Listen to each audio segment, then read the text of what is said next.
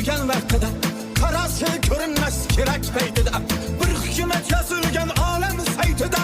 yürgenlikimiz büyürgenlik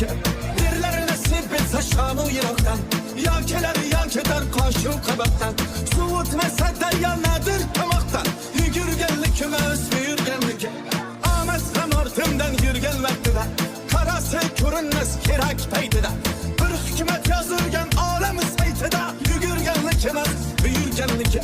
derler nasip etse Şam'ı Irak'tan yelkeler yelkeder kaşı kabaktan Suud mesede nedir tamaktan yürgenlikimiz büyürgenlik